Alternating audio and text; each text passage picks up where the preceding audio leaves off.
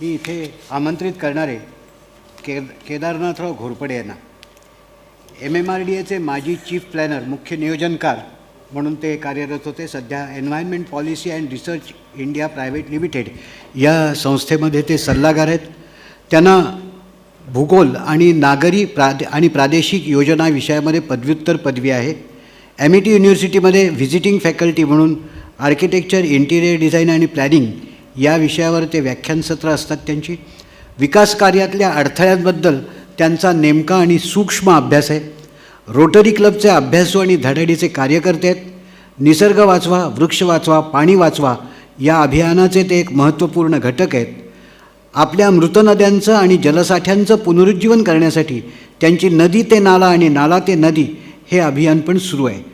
मी केदारनाथराव घोरपडे यांचा स्वागत आणि सत्कार करण्याची विनंती जोशी साहेबांना करतो, देशपांडे साहेबांना करतो आणि मग आपण हा कार्यक्रम पुढे सुरू. ब्रह्मे साहेबांना.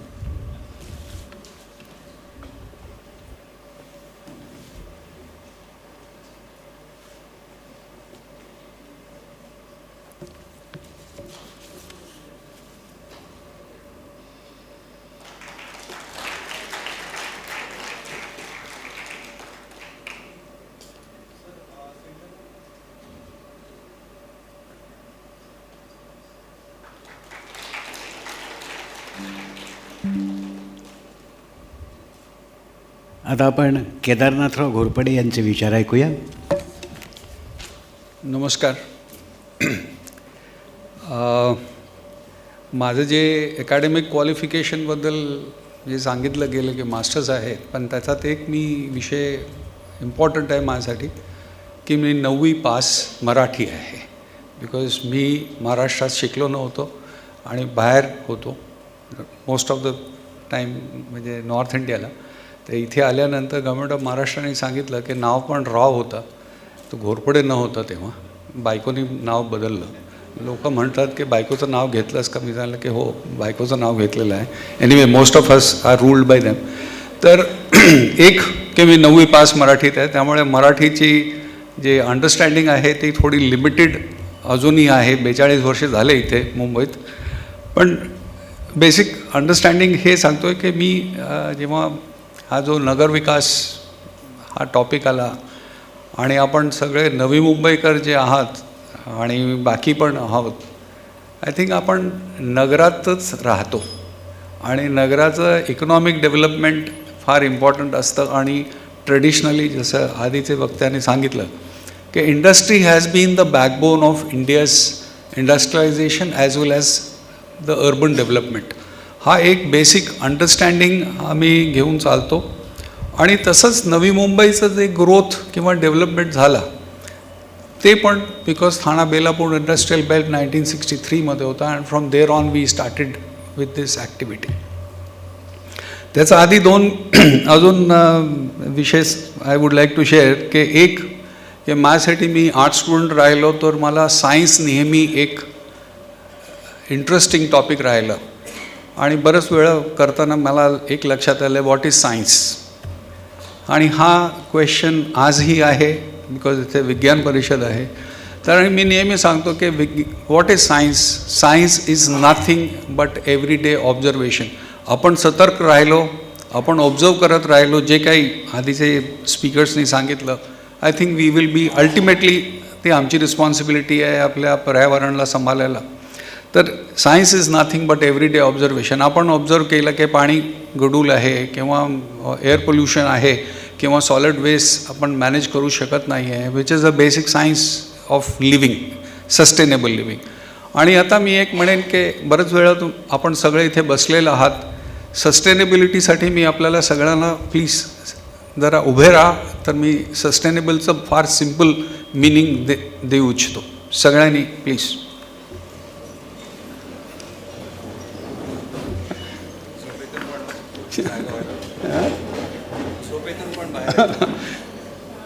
झोपेतून पण बाहेर आलो असं एक मत निघाला. एकच काम करा की आपला एक हात जरा पुढे ठेवा without touching anybody.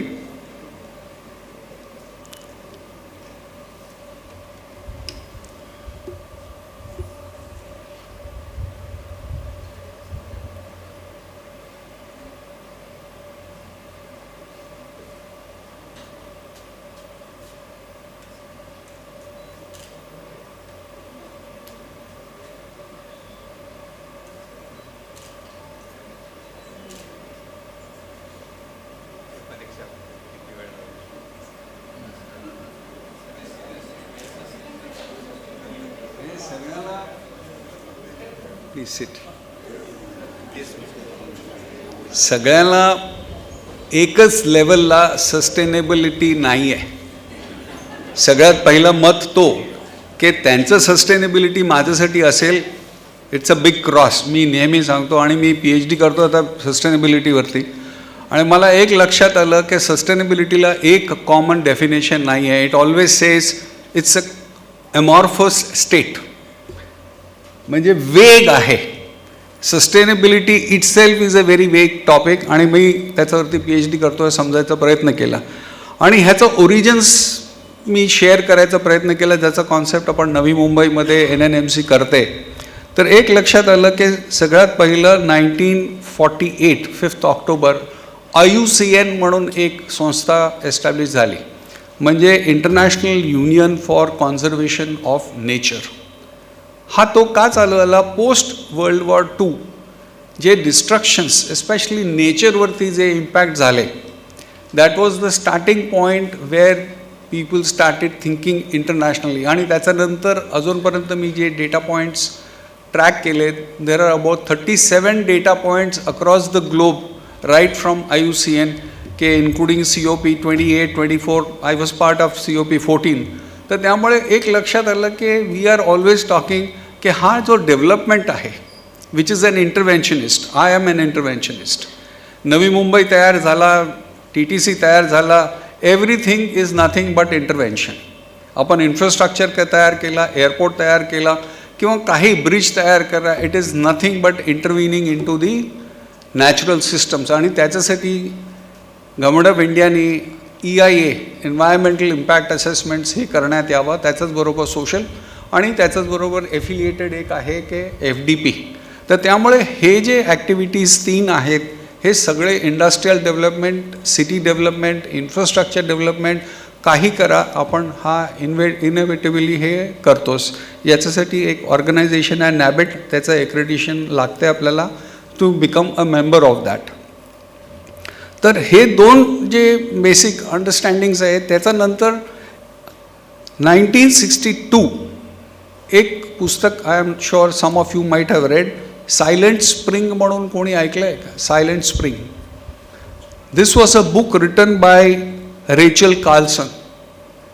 This was the first time की त्यांना लक्षात आलं की जे DDT प्रॉडक्ट तयार केलेलं आहे, Y silent spring? Because during the month of season of spring, there were no sparrows. The number of sparrows declined. Why? Because DDT impact was there. त्यामुळे जे केमिकल कॉम्पोजिशन्स आपण यूज करतो, आज नाही उद्या त्याचा लॉंग टर्म इम्पॅक्ट आहे. We may have all kinds of justification to say, we may have studies to say, पण हे जे मी सायलेंट स्प्रिंग वाचलं आणि subsequently I followed the line of thinking की काय आहे, तर एक लक्षात आलं की chemical composition which is synthetic, not natural, त्यामुळे आपल्याला त्रास होतो. हा एक overall point which I wanted to share की आपण सस्टेनेबिलिटी, एन्व्हायरमेंट अँड इंडस्ट्री त्याचं रिलेशनशिप कसं एस्टॅब्लिश करत. आणि माझं जास्त करून जे एक्सपिरियन्स आहे की मी नवी मुंबईला केस स्टडी डोक्यात ठेवून आपले मत तयार केलेले आहेत. आता नवी मुंबईचं जे प्लॅनिंग स्टार्ट झाली ड्युरिंग 1950s, ह्याला न्यू बॉम्बे म्हणून नाव दिलं गेलं आणि त्याच्यानंतर आपण बदललो. आणि मी ह्याचं सांगितलं की environmental journey of new Bombay to Navi Mumbai. Consistency is that environmental deterioration over a period of time has happened because of industrial belt. I am sure you will accept. 1982 मी जेव्हा नवी मुंबईला वाशी खाडी ब्रिज क्रॉस केला, I will be very general on not very specific on what I am going to share, की त्याच्यात एक लक्षात आलं की वाशी खाडी ब्रिजचं रंग, जे काही इथे साड्या, शर्ट वगैरे आहेत, सगळे कलर्स तिथे होते, right from red, blue, green, black, brown, जे काही कलर्स म्हणाल, इट वॉज देअर. आणि त्याच्यानंतर एक लक्षात आलं की वेन MMRDAने एक स्टडी केला ठाणे क्रीकचा थ्रू चॅम्बरलिन म्हणून वर्ल्ड बँकेच्या थ्रू, तर त्याच्यात हा लक्षात आलं की the quality of water of Thane creek is deteriorated over a period of time, plus the quality in terms of the physical area it is also reduced because of the quarrying happening in Navi Mumbai hills. आणि त्याचं जो sedimentation आहे ते आल्यामुळे त्याचं depth आणि wetlands आणि mud flats जे आहेत ते इन्क्रीज झालेले आहेत. देवर इनफ नंबर ऑफ स्टडीज. आणि त्याच्यानंतर मँग्रोव्ह ग्रोथला उंटवाला म्हणून MMRDAने स्टडी दिलेला, त्याच्यात also we were able to prove की लोक म्हणत होते की मॅनग्रोव्ज कमी झाले, but we were able to prove through the study that over a period of time the density, the height and the quality of mangroves have increased. Especially तुम्ही ठाणे क्रीकचं जेव्हा बघाल की आपण आता इथे we have established a flamingo sanctuary at Airoli. त्याचा kind courtesy is because of the डिइंडस्ट्रियलायझेशन of Navi Mumbai TTC area. I am sure out of the 3,500 factories which are there of various classes and there is a policy change and you will find data centers coming up. I have been a consultant to quite a few of them. आणि त्याच्यानंतर जेव्हा आम्ही study केलं आम्हाला लक्षात आलं की domestic waste which is less hazardous than the industrial waste. Because of that, this particular area in Airoli Flamingo Sanctuary was able to be established naturally. आणि त्याच्यानंतर जे काही, and it is the first site in whole of India where it has been declared as a urban area मधला Ramsar site आहे. तर हे आपण एकदा बघतो की industries over a period of time in any city or any urban areas because of the urban pressures. आणि आपला असं अंडरस्टँडिंग आहे की bye 2050 we will have a large proportion of people living in urban areas which is going to touch more than 50% of the people will be living in urban areas. So decline in rural areas, increase in urban areas, this is but inevitable. आणि त्याच्यासाठी आपण जे काही करायचं आहे we will have to find solutions so that our cities become more sustainable. And त्याच्यासाठी the tie-up with industries, the tie-up with infrastructure, the tie-up with various kinds of activities which is mandatory for survival of a city. तर त्याच्यात आपण असं बघतो की त्याचा जो I would say एक integration of industries which is mandatory for your survival, plus because of the economic growth, plus the urban area where you have large number of people living in. तर त्याच्यासाठी आपल्याला तो एक integration पाहिजे. आणि त्याचा one of the ways is following the concept of sustainable development. That is what I am working out. तर ह्याचं एक लक्षात आलं की नवी मुंबईमध्ये जेव्हा जो स्टार्ट झाला की नॅचरल एन्डावमेंट म्हणजे नॅचरल जे ॲसेट्स होते आपल्याकडे, त्याच्यात यू विल फाइंड की आपल्याकडे forest, mangroves, wetlands within the limits of Navi Mumbai हे सगळं होतं आपल्याकडे. पण आता आपल्याला लक्षात येतं आहे की there is a disturbance. And according to the various studies carried out by NNMC, especially ESR म्हणून जे डॉक्युमेंट आहे 1 जुलैला त्यांना सबमिट करायला लागतं. तर त्याच्यात हा लक्षात आलं की there is a decline in the environmental condition of Navi Mumbai. आणि त्याच्याच बरोबर one end the chemical compositions in the Thane Creek that has improved, but along with that there are certain air pollution activities through industries as well as through the quarrying of the hills.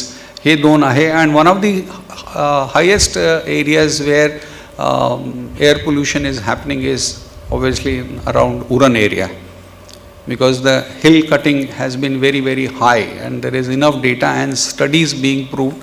पण ह्याच्यात एक लक्षात आलं की environmental concerns and considerations जे स्टडीजमध्ये आलेले आहेत किंवा फोरफ्रंटमध्ये आले आहेत, त्याच्यात एक आलं की civic activism is very very strong. आणि all these environmental issues have emerged, be it plastic, be it e-waste, be it solid waste, be it any waste what you are talking about. I have been working on e-waste for a long time, nearly about 5 years. I have collected more than about 500 kgs of e-waste in Navi Mumbai area specific zones. And त्याची compositions पण I have worked on it. So what we find is in Navi Mumbai, NNMC has made great efforts besides CIDCO, whatever efforts it has made. आणि ह्याच्यात एक येतं की heavy pollution of traffic. One, because we are on a way to Pune and there is highway traffic, then we have JNPT. Because of this there are data to prove that these are the two major sources, in addition to the growth of privatized vehicular growth in Navi Mumbai, that has also been one of the reasons for high pollution. Though there are better technologies, and each house, instead of in 1980s there used to be 1 or 2 cars I used to see in Navi Mumbai. Today, in about 40 plus years, what you find is each house owns about at least 2 cars, which is normal, plus many a number of 2-wheelers. Some of them may be an EV vehicle. But I would say an activity which is very, very important that we need to consider as urbanites, as living in Navi Mumbai. And the other one which I was sharing while I was sitting here is, are we interested in restoring our quarry sites? Because quarry kartana aplala, we take permission from the forest department to restore. Have we taken any initiative in that? And I am proud to tell you that as a Rotarian, we have taken an initiative of developing about 20 hectares of, I would say, degraded quarry forest, which we feel that we will be tying up with the Thana Belapur industrial people, because the land abuts right across them. Is it possible to develop that as one of the major restoration areas, wherein we will be able to bring down the pollution levels and also increase the biodiversity and the ecosystems of Navi Mumbai? And the last point, one of the things which I want to bring it to you is that Navi Mumbai Corporation during 2012 adopted a concept taking into consideration various developments which is happening in Navi Mumbai, including the industrial area and the Thane Creek area and the linear patch on which Navi Mumbai is established, to plan it as an eco-city. And in the eco-city, what are the points they have done is that all human-induced damage to physical environment originating in urban areas, Navi Mumbai is one of the pioneers to start this, and TERI is doing the work for them. And that what we have done is we have taken up issues like adoption of renewable energy as one of the major areas which we will be doing. Also restoring the mangroves, then solid waste, then restoring the water bodies, because over a period of time the natural water bodies villages barobar je hote, we are keen that we need to restore that also as part of the initiative. And along with that, CIDCO has also initiative as part of a community initiative to develop green spaces under the high tension lines which runs across Navi Mumbai right from Uran right to Thane. I mean, that we can see that. There are few communities which have taken up and converted them into agro gardens with butterfly parks and vegetable farms. Along with that, one of the major things which Navi Mumbai now is keen on taking up areas under flyover to be developed as environmentally conscious places. And that is one area. If people have crossed Matungaचा खाली आपण माटुंगा फ्लायओव्हरचा खाली बघितलं की ते it's a major development. ठाण्याला शाळा एक चालते which is under the flyover run again by Rotary. Along with that, Pune, Bengaluru and Hyderabad, they have taken up citizen space modun environmental planning. This is a part where efforts are being done.